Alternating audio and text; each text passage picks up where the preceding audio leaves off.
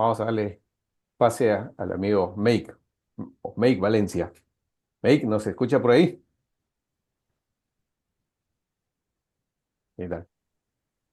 Perfecto. Hola, buenas noches. ¿Qué ¿Qué tal? tal, ¿Qué Lucio? tal, ¿Cómo Make? estamos? Perfecto. Permítanme presentar Make Valencia, ya ingeniero mecatrónico por la UNI, con maestría en Ingeniería Mecánica por la Universidad de Sao Paulo. Actualmente está doctorando e investigador en la Universidad de Sao Paulo. Tiene más de 12 años de experiencia como modelador de sistemas termoenergéticos y consultor en eficiencia energética. Actualmente radica en Brasil y trabaja como HVAC and Energy Specialist para Leaf Latam. Así que te damos la bienvenida, Make, y adelante.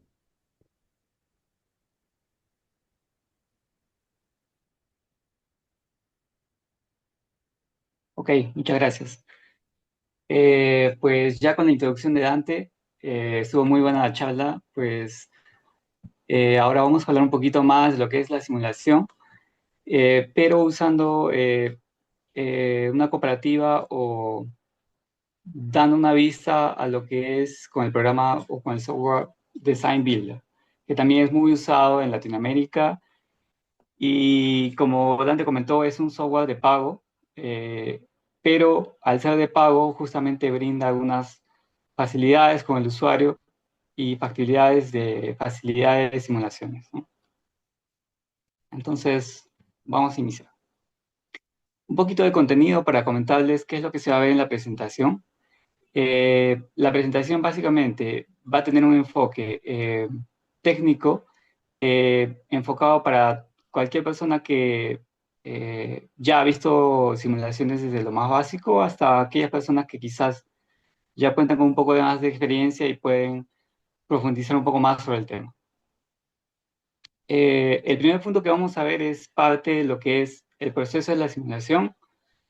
El requerimiento LEED, que básicamente se consideraba antes del Energy Update, como sabemos y mencionó antes también, desde el 2024 ya se tiene una actualización de LEED que básicamente ha hecho que los proyectos se vean un poco más afectados y más que afectados, incentivarlos un poco más a tener edificios mucho más eficientes de lo que se tenía previsto en los años anteriores, ¿no?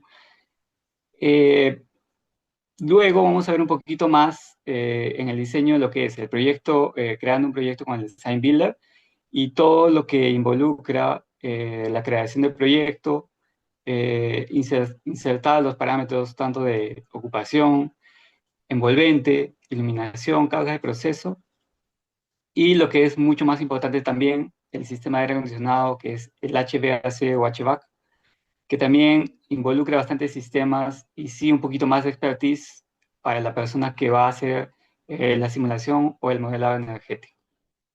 Finalmente, he colocado también un apartado tanto de resultados de simulación y algunos criterios que a la par, en base a este Energy Update que se ha venido, digamos, actualizando en los proyectos, pues por mi parte he dado una búsqueda de aquellos proyectos que en verdad han sido impactados, pero que, como se mencionó, aquellos proyectos que tienen nata electrificación, es decir, que no tienen muchas emisiones de SOx y demás, pueden tener algunos beneficios o algunos tipos de estrategias a ser aplicados para no perder demasiada puntuación LEED. Sin más preámbulo, entonces veamos un poquito lo que es la simulación con Design Builder. El proceso, como comentó antes, es muy similar en todos los programas que se usa el modelado energético, simulaciones. De hecho, la primera fase de simulación involucra tener en manos memorias técnicas, planos, fichas técnicas, datasheet, información del proyecto y hasta inclusive antes del diseño del proyecto, porque inclusive con un simple box o un modelo paramétrico podría ya ayudar previamente a la simulación de diseño o el proyecto que se va a dar futuramente. La intención de la simulación básicamente es crear escenarios, analizar los parámetros críticos y que más afectan en consumo energético al edificio y atacar ellos de manera previa, de manera que el edificio sea sustentable y logre un ahorro considerable para la certificación, y no solo para la certificación, sino también para mitigar las emisiones de carbono. La siguiente fase, que involucra el design builder, pues que también puede ser creado o usado con otro programa de simulación, es crear el 3D o básicamente render con los parámetros de simulación, tanto iluminación, envolvente, aire acondicionado, actividad y demás. Y en base a eso, hacer la simulación con Energy Plus. Design Builder tiene ya pues insertado dentro del software este motor de simulación, que es el Energy Plus, básicamente, pero también permite el Design Builder exportarlo a este software. El Energy Plus es un software también libre, de código libre, y que también es necesario para manipular este software un poco más de expertise para poder crear objetos porque es todo codificado. Entonces, la siguiente etapa, que involucra la simulación y el reporte de resultados. Entonces, esas son las fases de cualquier proceso de simulación y que lógicamente va a ser retroalimentado o actualizado de acuerdo a variaciones en planos, memorias descriptivas o inclusive si se quisiera hacer una variación de parámetros o variación de escenarios en la simulación. El Design Builder usa pues como base eh, una extensión del AutoCAD que le facilita la creación del el 3D, que es la extensión de XF, y en base a eso, como comentamos, puede ser creado este 3D y también simulado en Energy Plus como el motor de simulación. En lo que respecta a requerimientos LEED, pues como comentaba también Dante, hay unas cuestiones que es vinculadas al estándar 90.1, que básicamente son disposiciones obligatorias que el proyecto debe cumplir, además de realizar la simulación. Entonces, es un requerimiento LEED requisito para lograr la certificación. Y estas disposiciones obligatorias están netamente en el estándar 90.1, en las secciones punto 4. Entonces, vamos a tener la sección 5.4, 6.4, 9.4 y 10.4, que básicamente son temas de envolvente, de eficiencia de equipos, la sección 6, iluminación y también eficiencia de motores. Realizar el modelamiento energético netamente es un requisito para LEED, lograr un porcentaje mínimo para cada tipología de proyecto que se tenga o que se pretenda elaborar. Entonces, por ejemplo, si fuera un proyecto de nueva construcción, donde tiene el diseño al 100% de proyecto, entonces LEED pide que como mínimo se tenga un 5% de eficiencia en energía, un 3% si fuera una remodelación y un 2% si fuera un proyecto Core and Shell, que es normalmente los proyectos que en gran parte se van aplicando en Perú. Son los proyectos Core and Shell o de núcleo y envolvente. Pero este porcentaje, la consulta sería, ¿en base a qué se hace este cálculo? Pues se hace en función a dos modelos. Uno, que está a la derecha, que es la línea base o modelo base, que está basado o tiene como respaldo lo que es el apéndice G, que es la parte que más se usa en simulación. Y por el lado izquierdo tenemos pues el diseño propuesto, que es todo aquello que va a ser incluido en el proyecto propiamente dicho. Tanto lo que involucra fichas técnicas, memorias descriptivas y toda la información que va a ser incluido en diseño. En base a eso, se hace una comparativa porcentual y se establece el porcentaje de consumo anual en ahorro que tendría el proyecto. Sin embargo, en la simulación hay unos parámetros que debemos considerar eh, que se ven tanto en el modelo propuesto como en el modelo base. Pues colocándonos en una balanza, tenemos tanto que hay parámetros que deben ser considerados para la certificación y el modelado energético igual en ambos casos. Es decir, el modelo, pues definitivamente es un modelo equivalente en ambos casos, es decir, el proyecto en 3D del diseño de arquitectura debe ser igual en ambos casos. Las cargas de proceso también deben ser similares en ambos modelos, es decir, las cargas internas que involucran el dimensionamiento del sistema de aire acondicionado, ventilación y las cargas internas deben ser similares en ambos casos.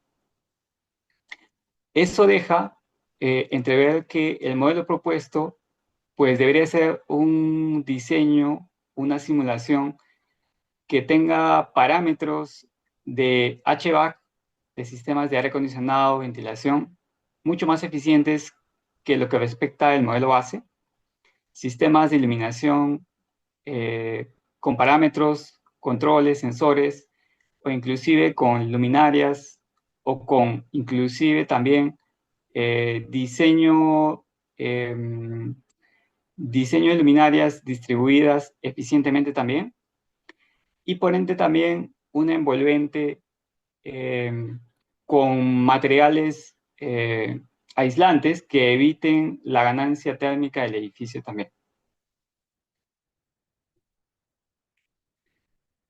Como mencionamos, justamente esta es la diferencia que al modelo propuesto le va a dar la ventaja para lograr ese porcentaje de ahorro de energía que se tiene como objetivo.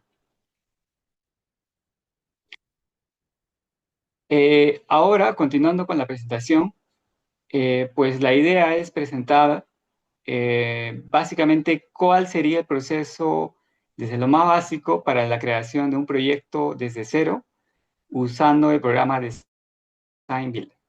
Entonces el programa es bien intuitivo al ser un software de pago, facilita bastante al usuario para interactuar en creación del modelo, insertar los parámetros de cada categoría, empezando con la creación del proyecto.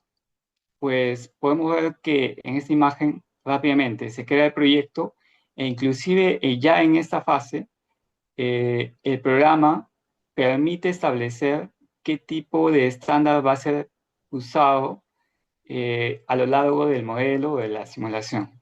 En este caso, para el Design Builder en versión 7.3, que es la que actualmente se está mostrando, se tiene versiones de AFA 90.1 desde 2007 hasta 2016. Sabemos que de estándar para estándar tiene algunas variaciones, tanto en sistemas de iluminación, en sistemas de eficiencia de equipos, aire acondicionado y demás. Entonces, eh, esa sería la primera fase para la creación del proyecto. La siguiente fase para poder ya iniciar el edificio, la simulación, sería hacer la configuración inicial de la localización del edificio. En este caso, como podemos ver en la imagen al lado derecho, tenemos un template eh, que básicamente tiene dentro de sí toda la información que involucra localización del proyecto, latitud, longitud, orientación considerando el norte, elevación e inclusive más aquí abajo podemos ver la data climática que va a usar también. Como fue mencionado, el Design Builder usa extensiones EPBW, que es la data climática que puede ser encontrada en la página que fue mencionada también, donde se tiene gran cantidad de datas climáticas de todo el Perú y también datas climáticas a nivel del mundo. Pero la facilidad que tiene este programa es que ya de por sí tiene bastante datas climáticas ya incorporadas dentro del programa. Entonces, el software ya tiene datas climáticas preinstaladas, como por ejemplo Arequipa, Chiclayo, bastantes lugares, Y si en caso no se tenga algún lugar específico, se tenga un proyecto que no se tenga una data climática preinstalada, pues el software también permite hacer la creación de un nuevo template o una nueva data climática en base a un EPW externo. Entonces, también es posible y en manos deberíamos tener todos los datos que fueron mencionados: latitud, longitud, altitud, las temperaturas de invierno, verano, y bastante información que puede ser encontrada también dentro de la data climática del site que fue mencionado. En este caso, por ejemplo, podemos ver que la data climática para Perú, Lima, usa un clima 2A. Entonces, el software ya tiene preinstalado estas data climáticas. Ok, ahora, ¿cómo hacemos la creación de edificios? Pues el programa facilita bastante la creación de edificios y el 3D. De hecho, cuando creamos un nuevo edificio, ya de por sí podemos asignarle qué tipo de edificio sería, si sería el caso propuesto, que es el que va a involucrar lo que es el diseño, o también la línea base que está respaldada por el estándar AFAR 90.1. Inclusive podemos verificar o asignar si es que es residencial o no residencial. Esos datos, en verdad, sí son buenos considerables desde etapa temprana, porque más adelante les voy a comentar que el software permite hacer la creación de la línea base directamente si es que fueron considerados o configuradas correctamente todos estos parámetros.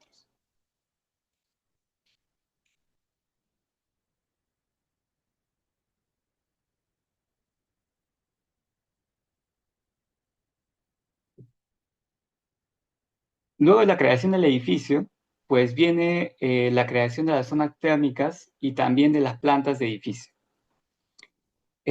Como podemos ver, el programa, luego de crear el edificio, se puede crear cada bloque térmico, y cada bloque térmico puede ser zonificado con las herramientas que están con este panel superior, que facilita bastante la creación del 3D.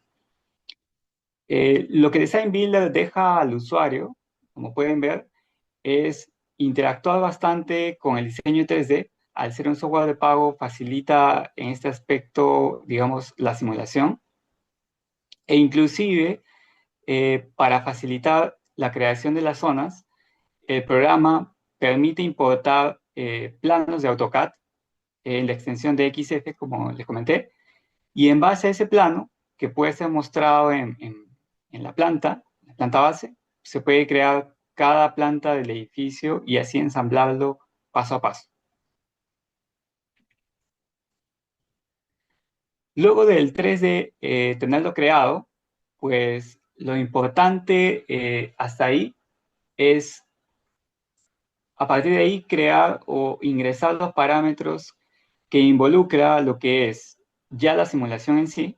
Es decir, hasta ahora se ha visto la creación del 3D, pero ahora lo que involucra a la simulación energética básicamente es ingresar parámetros de ocupación, que es actividad, horario de ocupación por espacio; envolvente, que involucra el tema de vidrios, paredes, eh, y parámetros de iluminación, que está vinculado a los LPDs o las densidades de potencia de iluminación; cargas de proceso y sistemas de HVAC, que son sistemas de ventilación, aire acondicionado y otros tipos de sistemas que pueden ser incorporados también. Entonces vamos a hablar cada uno de ellos a detalle. Empezando por la categoría de ocupación, pues podemos comentar que una vez zonificado el proyecto, como mostramos en pantalla, pues la actividad debe ser ingresada para cada tipología de espacio. Es decir, cada espacio debe ser zonificado y colocado con un tipo de ocupación y horario de ocupación. Si se tiene espacios que tienen similar ocupación, puede ser considerado una misma tipología. Pero si se tiene espacios que tienen diferencia de ocupación y horarios de funcionamiento, tanto en iluminación como de ocupación, entonces debe usarse un nuevo horario de ocupación diferente para cada tipología. Para asignar las propiedades ahora de envolvente, es importante considerar que el proyecto está orientado a creación de objetos. Entonces, para poder asignar los parámetros de envolvente, como podemos ver, es necesario crear o modificar el template que tenemos aquí creado. Como estamos en base al diseño propuesto que ha sido considerado en base a planos, información, datasheet e información que el proyecto va a tener, entonces deberíamos ingresar en estos parámetros de construcción, pues lo que involucra a los parámetros de las paredes, techos y demás, justamente como estamos mostrando ahora. Estos parámetros pueden ser incorporados en el programa de distintos tipos. De hecho, el programa puede ser anidado o procurado más profundamente encontrar cada superficie que va a ser editada e incorporar cada parámetro con las propiedades que tiene cada superficie. Entonces, por ejemplo, tenemos una pared que puede tener hasta 3 capas. El programa permite crear o editar cada capa e inclusive tiene ya predefinido materiales que pueden ser usadas. Es decir, por ejemplo, si la pared es de concreto de un espesor de 10 centímetros, entonces el programa ya tiene predefinido las densidades, coeficientes de ganancia de calor y otros parámetros que pueden ser usados. Y en base a eso se establece con un conglomerado de las capas, se determina las propiedades térmicas de cada pared o de cada superficie que va a ser incorporada en el proyecto. Entonces, en ese sentido, el programa también facilita bastante incorporar todos los parámetros de envolvente que está referido a materiales opacos. Y si en caso hubiera un material nuevo, aislante, o que no está dentro de las librerías o dentro de los materiales que están incorporados en el programa, inclusive el programa permite crear nuevos materiales, es decir, crear un material en base a las propiedades de conductividad, eh, densidad, calor específico y otras propiedades también de superficie como emisividad y demás. Y en base a eso, también se puede crear un nuevo material y ser incorporado dentro del conglomerado de pared, techos o techos verdes, o no sé lo que hubiera en el proyecto de diseño. Otro parámetro importante, el envolvente, es la superficie acristalada o que son los vidrios. Los vidrios, en verdad, sí son importantes en el proyecto y sobre todo para aquellos proyectos que están en zonas térmicas muy calientes o que sí eh, tienen bastante impacto en lo que es la ganancia térmica interna. Entonces, el programa Design Builder también facilita, similar a los elementos opacos, pues editar primero todas las ventanas que va a tener el proyecto, creando un elemento de dibujo aquí en ventana. Y una vez creadas todas las ventanas en el proyecto, pues se pasa a editar cada parámetro que va a tener en cada tipología de vidrio. El proceso es similar a los elementos opacos, es decir, solo que en este caso los vidrios tienen propiedades diferentes a los elementos opacos, que vienen a ser el SHGC, que viene a ser el coeficiente de ganancia térmica, el valor U y el VLT. El VLT que va referenciado a lo que es la transmitancia de luz visible que ingresa por el vidrio. Estos 3 parámetros son los que direccionan el tipo de vidrio o las propiedades que va a tener cada vidrio en cada elemento cristalado. Entonces, el proceso de ingresar datos es similar a los elementos opacos. Puede ser ingresado de dos formas. Uno, de manera simple, si se tiene el datasheet o información del vidrio, es decir, si se tiene en manos los valores ya predefinidos de la ganancia térmica, el valor U y el BLT, pues de manera directa se ingresan los tres parámetros. Pero también el programa permite ingresar por la forma de capas. Es decir, si se tuviera un vidrio, pues con dos capas de vidrio claro de 3 milímetros y un intermedio de 13 milímetros de aire, entonces también se puede incluir en la simulación esta tipología de vidrio y el programa automáticamente determinaría los parámetros de CHGC, valor U y BLT. Ok, ahora la siguiente categoría o sección de iluminación, que también es un parámetro que afecta bastante a lo que es el consumo de energía anual, pues también hay dos métodos de ingresar en la simulación. Los dos métodos están descritos en el estándar AFAE 90.1 y son válidos para la certificación LEED, ambos. El primer método es el método más simple y es considerar que para todo el edificio se tiene un solo LPD promedio en base al área y en base a la tipología de ocupación. Es decir, si es un edificio de oficinas, pues de por sí se puede determinar la cantidad de watts de todo el edificio y se puede ingresar el valor directamente. Si se opta por el método 2, que es el método de espacio por espacio, debería ingresarse a cada zonificación creada, en cada planta o en cada espacio creado, en cada zona térmica, y asignar un LPD, que básicamente es la densidad de potencia de iluminación, es decir, sumar todas las luminarias, la potencia de todas las luminarias de cada espacio, y dividirla entre los metros cuadrados que tiene cada espacio. Y en base a eso se determina el LPD por espacio. E inclusive el programa también permite incluir lo que son sensores y controles tanto de daylight, sensores de presencia y etc. Otra categoría importante para lo que es la simulación energética son las cargas de proceso, que como comentamos, este parámetro, esta categoría de las cargas de proceso deben ser simuladas en ambos modelos de igual forma. ¿Qué es lo que involucra las cargas internas o de proceso?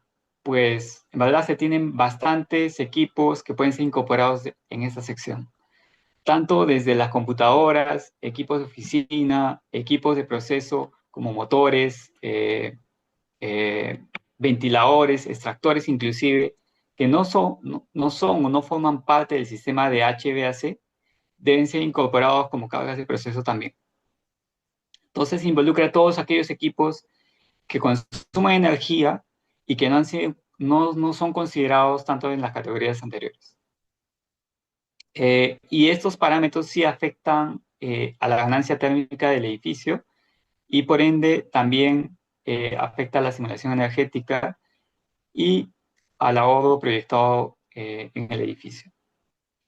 Como podemos ver en el programa, también puede ser incorporado estas cargas de proceso o equipos interiores de varias formas, tanto como computadoras, oficinas de equipos de oficina, perdón, eh, y otros equipos diversos. Lo importante saber para incluir estos parámetros es considerar cuánto es la cantidad o consumo en potencia y también tener un horario de funcionamiento, un horario de operación, el cual va a estar activo el equipo.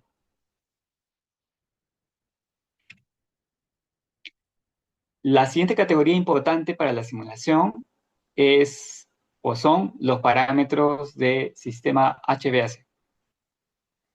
En este caso, el programa permite, inclusive, de acuerdo a la expertise de la persona que va a hacer la simulación, hacer la simulación de manera simple o detallada.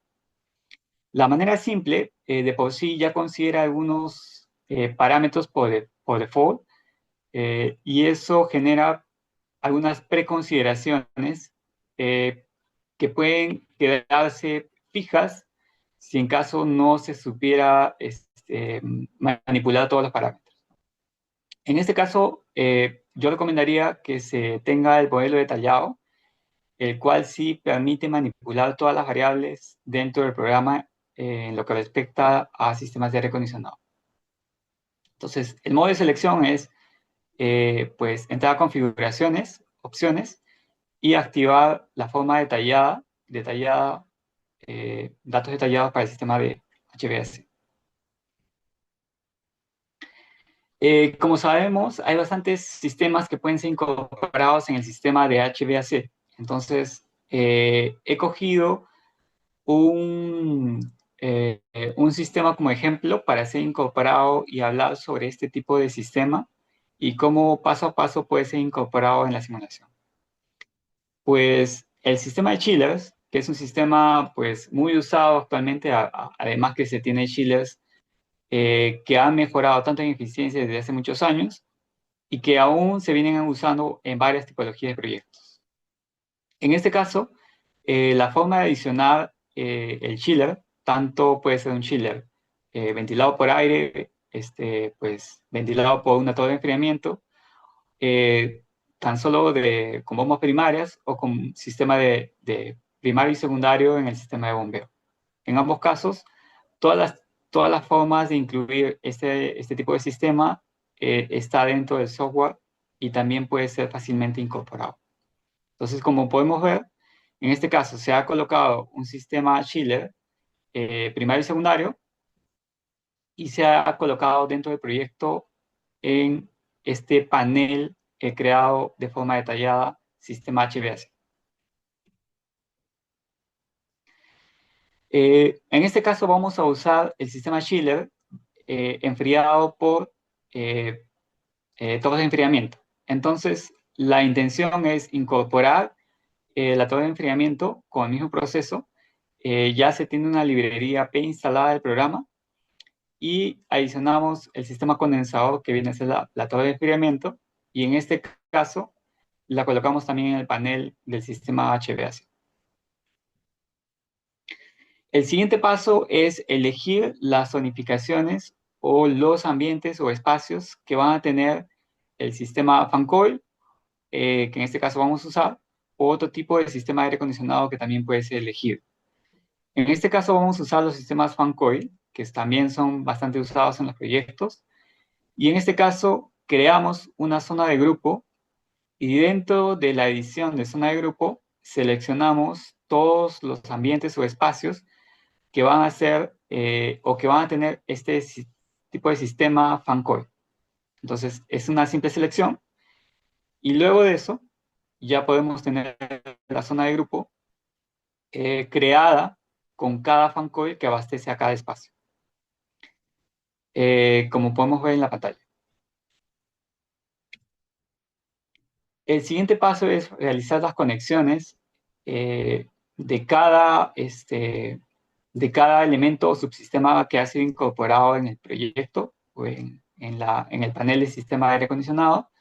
Y en este caso, como pueden ver, es simplemente realizar las conexiones de los sistemas, tanto del fan coil al chiller o al sistema de bombeo primario y secundario, y el chiller también hacer las conexiones al sistema condensador, que en este caso viene a ser la torre de enfriamiento.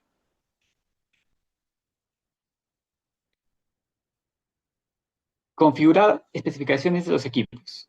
En este caso, el programa, tal cual como los demás programas o software de simulación, permite realizar las configuraciones a detalle de cualquier equipo o sistema HVAC. Solo que para esto sí se requiere cierta expertise o saber un poco más a detalle del funcionamiento básico de cada subsistema que incorpore en el proyecto, dado que en el programa deberán ser incorporados, por ejemplo, el COP, que viene a ser la eficiencia a plena carga, eh, la curva de carga parcial también puede ser incorporada aquí, en esta sección, e inclusive pueden ser colocados o ingresados los parámetros de temperaturas, entrada y salida, y hasta flujo también. Si en este caso se deja en AutoSize, el programa automáticamente redimensiona el flujo necesario para el sistema, lo mínimo que requería para tener un enfriamiento o un confort adecuado en cada espacio que el chiller abastece. Pero si se tiene ya el diseño, pues ese autosize debe ser cambiado o incorporado al parámetro correcto de dimensionamiento de las bombas primarias y secundarias. De igual forma, para la torre de enfriamiento también se tiene el modo de especificaciones y incorporación de parámetros que vienen a ser para saber si es que la torre de enfriamiento es de velocidad variable, de dos velocidades o es simple. Igual, también se requiere incorporar parámetros que involucran tanto de entrada y salida de temperaturas y horarios de funcionamiento. Como comenté, hemos cogido solo un sistema de test para mostrarles cuál sería el proceso, pero básicamente cada proyecto pues, es intuitivo y es diferente en cada tipo de sistema que abastece el sistema HVAC. Entonces, podemos tener el sistema VRF, que esta vez no hemos incorporado, pero que el programa también facilita o tiene las herramientas para crear un sistema VRF directamente, lo que no tenía en las versiones anteriores, netamente, y que antiguamente se creaba el sistema VRF directo en el programa Energy Plus, pero en este caso la última versión ya permite hacer la creación del sistema VRF. También es posible incluir sistemas de manejadoras de aire, equipos split, bombas de calor también. El programa tiene bastantes librerías y herramientas para hacer toda esta tipología de subsistemas. Inclusive he creado proyectos con sistemas de calefacción o piso radiante. Inclusive el programa tiene esa facilidad de crear bastantes tipologías, tanto tener calefacción, usar de backup un sistema con energía solar y todo eso conectarlo y realizarlo en la simulación. Entonces, un sistema híbrido puede ser creado con facilidad en este programa. Algo que había comentado inicialmente es que si se realiza el proceso correcto en la etapa inicial de configuración, pues el Design Builder ha facilitado a los usuarios y en verdad facilita bastante la creación del edificio base, siempre y cuando fueran configurados correctamente los parámetros iniciales. Para esto, el programa tiene pues, una herramienta directa en la cual eh, se crea directamente todo el modelo base, que es decir, prácticamente duplicar la estructura de arquitectura que fue creada en el modelo propuesto de diseño, y el programa automáticamente crea un edificio similar, solo que automáticamente con las facilidades y con las configuraciones del estándar AFAE 90.1, es decir, con temas de envolvente, de acuerdo a las tablas de la sección 5. También crea los LPDs directo zonificado para cada zona que ha sido creada. Y es más, usa los mismos parámetros de horarios de ocupación que han sido creados en el modelo propuesto. Entonces, es fácilmente usar este criterio y crear el edificio base para el proyecto. Eh, ok, esto es un poco de lo que estábamos comentando. ¿Y cuáles son los beneficios que traería esta creación? Pues los parámetros envolventes son creados automáticamente e inclusive el programa redimensiona la superficie acristalada a 40%, que es un requerimiento LEED, y que limita el porcentaje de área acristalada que va a tener el proyecto. Es decir, los proyectos que van a certificación, inclusive LEED, pues respalda que el porcentaje de área cristalada no sobrepase el 40%, entonces el programa automáticamente lo redimensiona, e inclusive usa los LPDs que estábamos comentando en base al estándar 90.1. Ok, luego, pues el siguiente paso, una vez incorporado todos los parámetros de simulación, es realizar el proceso de simulación tanto con Energy Plus o con el Design Builder, que ya de por sí tiene el motor de simulación incorporado. Entonces, particularmente yo exporto siempre al software Energy Plus porque habitualmente yo incorporo otros sistemas directos en la Energy Plus, pero dependiendo de cada factibilidad o persona que haga la simulación, pues queda libre el criterio de que si el proyecto queda completo con todos los sistemas incorporados o todas las categorías ya en el software, pues puede hacer la simulación directamente en el programa. El proceso para exportar el software, a la extensión IDF, que es la extensión que usa el Energy Plus, es pues exportar simulación y dentro de este parámetro de simulación o esta ventana de propiedades se puede elegir inclusive las fechas o indicaciones en las que se requiere hacer la simulación. Es decir, normalmente el lead pues pide una simulación anual, pero si en caso se requiere hacer una simulación específicamente en un rango, un mes, o en horarios de verano, o se requiere hacer un análisis específico para un análisis bien detallado, pues se puede elegir unas fechas de acuerdo a lo que se requiere. Es simplemente exportar y guardar el archivo en extensión IDF y con el Energy Plus directamente coger el archivo en IDF y también simularlo con el EPW, que es la data climática de la localidad donde el edificio se encuentra.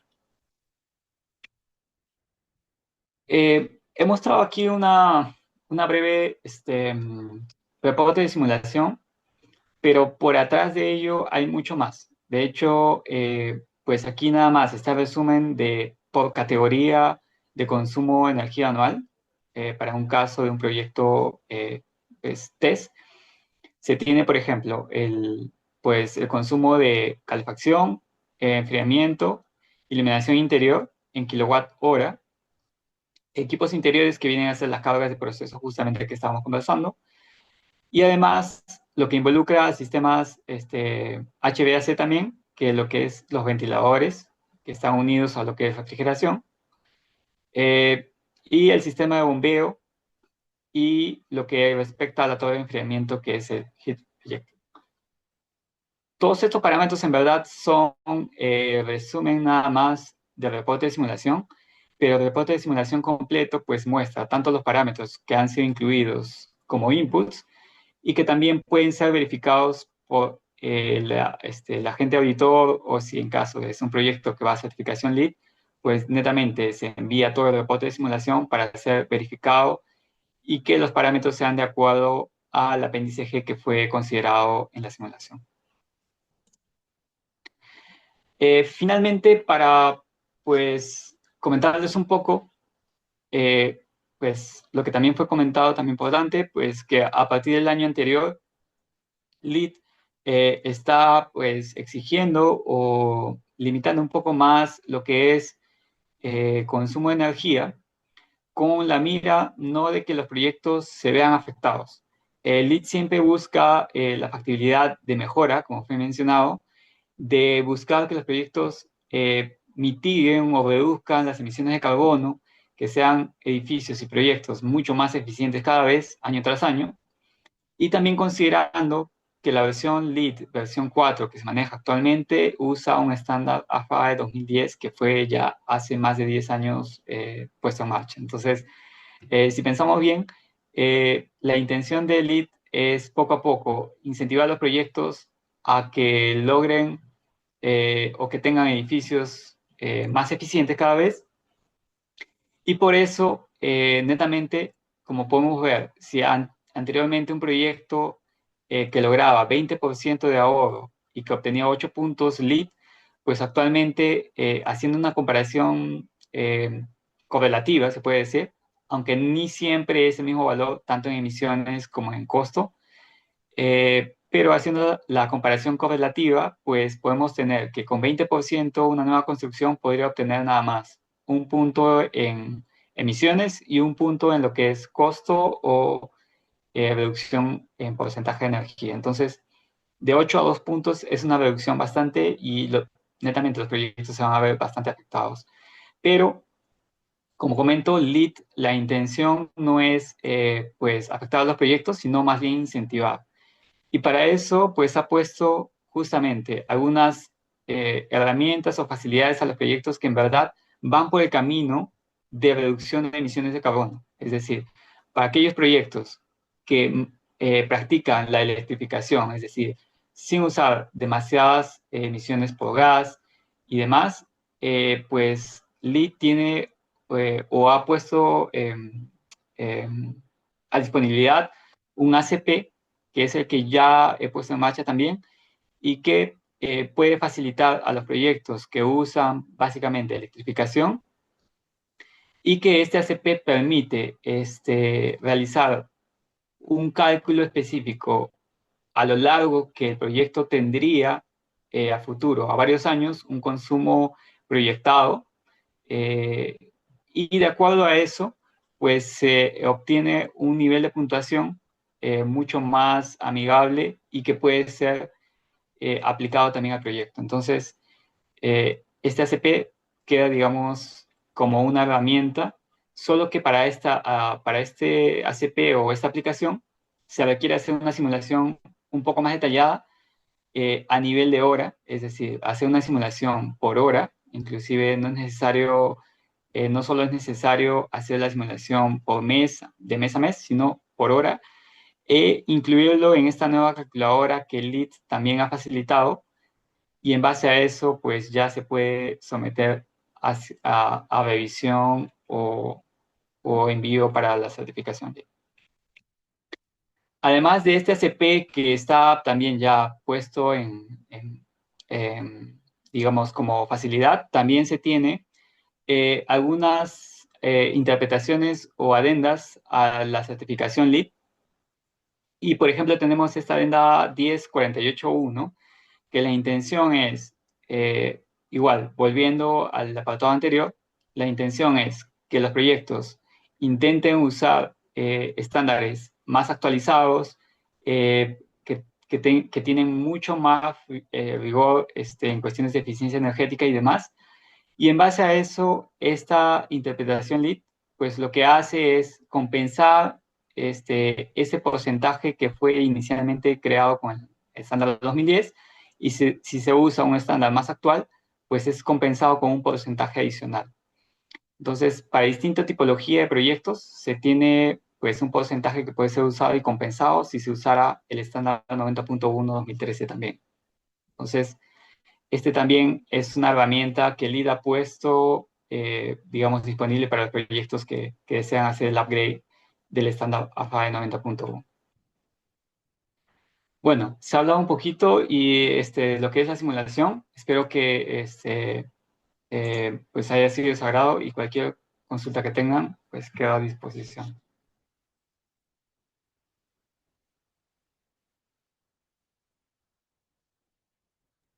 Perfecto, Mick, perfecto. Ahí, como entregables finales en formas de datos tabulados que tenemos ahí y en forma de datos gráficos también. ¿Qué otras cosas más podría reportar con este software? Ok, de acuerdo. En verdad, este software, Lucio, pues se ha hablado ahora lo que es, pues básicamente lo que es la simulación de energía, enfocado a lo que es lo que usa LEED normalmente, pero también se tiene pues varios parámetros. Por ejemplo, con el software también se hace análisis de ciclo de vida, se hace simulaciones de daylight también, es decir, verificar pues, cuán factible es el uso de iluminación y cuánto de luz ingresa por el área cristalada en el proyecto. Bueno, y tiene infinidad de herramientas que pueden ser usadas también, análisis paramétrico, análisis de incertezas y demás. En verdad es un software que compensa, a pesar de que es un software de pago, pues tiene sus ventajas de tener más facilidades en el uso, ¿no? Básicamente eso. Ok, ok. Ok. Si hay alguna otra consulta de los presentes, estamos para resolver. Nos quedan 5 minutos y pasamos a responder. Esto, Mike, cuéntanos tu experiencia en Brasil, dice. ¿Qué es lo qué es lo diferente encuentras ahí? ¿Cómo podemos compararnos? ¿Cómo van las comparativas que tenemos y en las aplicaciones y el uso que se le da al software para aplicaciones en HVAC fundamentalmente? Sí, pues te puedo comentar un poco más de proyectos quizás aquí en Brasil. Pues sí, en verdad, me parece que fue mencionado también importante. En verdad, en Perú, pues no se usan bastantes lo que son los materiales aislantes. Nuevamente, al ser un proyecto, o bueno, digamos, proyectos en Lima que tienen una zona térmica, pues caliente, se puede decir, clima 1, 2, 3 también en algunas zonas. Aquí en Brasil, por ejemplo, se tienen climas también bastante calientes, es decir, 1A, 2A. Y en base a eso sí se usa materiales aislantes, además del área de vidrios que se usa, digamos, con parámetros ya eficientes, pues también se usa materiales aislantes en superficies de materiales opacos, ¿no? En paredes, techos, se tiene techos con techos verdes, por ejemplo, que ayudan bastante a mitigar la ganancia térmica del edificio y demás, ¿no? Entonces, ese es un factor también que pues aún no se ve mucho en Perú. Por otro lado, los sistemas de HVAC o sistemas de aire acondicionado se usan, sí, muy similares a Perú. En verdad, se tiene equipos tan eficientes también como se viene manejando en Perú. Tanto se usan chillers, VRF para proyectos que tienen más espacio, que son más distribuidos y tienen pues distintos horarios de operación también. Pues en sistemas de aire acondicionado, pues muy similar a Perú también. Ok, ok. Álvaro Ortiz nos dice, ¿se podrá esquematizar el proceso de calificación para lead en el recorrido de usos de estos softwares? Entiendo, se usan varios. Eh, Sí, se puede esquematizar, digamos, el proceso de cada software. De hecho, como comentamos, todos los software en verdad tienen un proceso muy similar, esquemático en el proceso. Todos usan, o la gran mayoría, usan la misma configuración de categorías y que pueden ser incorporados en cada edificio. Y ambos o todos pues evalúan mismas categorías en todos los sentidos. O sea, todos evalúan sistemas de aire acondicionado, HVAC, todos evalúan lo que son materiales aislantes, opacos, acristalamientos también, y las demás propiedades que se han hablado en la charla. Ok, ok. Dice, ¿cómo funciona la parametrización en Design Builder? Roger Pando. Ok, básicamente el análisis de parametrización, como su nombre lo dice, es pues agarrar cierta variable y verificar cómo el sistema se ve afectado o cómo todo en sí, el proyecto o edificio, se ve afectado por una variación de parámetro y la variación es sensible. Es decir, por pocos cambios que se dé en algún parámetro, pues pueden resultar cambios drásticos o cambios abruptos en el reporte de simulación. Entonces, ese tipo de análisis paramétrico debe ser usado inclusive en etapa de diseño para ver cuáles son las etapas críticas del edificio, ¿no? Entonces, eso también es permitido o el software también lo permite. Es una herramienta que también tiene habilitada, ¿no? Ok, ok. Ronnie, nos dice, según tu experiencia en tus modelamientos energéticos, ¿qué tipo de sistema es el que mejor se ajusta a los proyectos nuevos? Chillers versus BRF. ¿Cuál de ellos tiene mejor performance y cuál le aporta más valor al proyecto y a la consecución de puntos lead? De acuerdo. Pues ahí diría que dependería de cada proyecto. Pues definitivamente, si comparamos los chillers o VRF, se tiene chillers que actualmente tienen una super eficiencia. Se tiene, por ejemplo, chillers que tienen una carga parcial pues casi 10 o mucho más de 10. Sin embargo, los VRF tienen una eficiencia un poco menor, solo que eso va a depender del tipo de ocupación que tendría el proyecto y también el modo de uso que se le va a dar. Por ejemplo, los sistemas BDF pues, son más usados en sistemas que tienen más distribución de equipos, ¿no? Es decir, pueden tener espacios que abastecen, tienen distintos horarios de ocupación en distintas horas y que pues como es distribuido, pues facilita mucho al proyecto porque no hace que el equipo, si fuera chiller, esté todo el tiempo encendido y abasteciendo a espacios que realmente no va a necesitarlo ni requerido. Entonces, eso hace que el punto de operación del chiller pues no funcione a una carga óptima, sino pues se reduzca a una carga parcial muy baja y eso ya lo haría ineficiente en ese sentido, ¿no? Entonces, va a depender mucho del proyecto. Perfecto, perfecto. Entonces, excelente. No hay más consultas ahí. Si podemos prender las cámaras para una foto grupal, muchachos, ahí, y con esto vamos culminando el evento del día de hoy. Ya, ya. Ahí está Dante. Gracias, Dante, por estar ahí. Gracias, Nina. Gracias, Luis. Vamos ahí. Ronnie, Fernando. Fernando está un poco oscuro.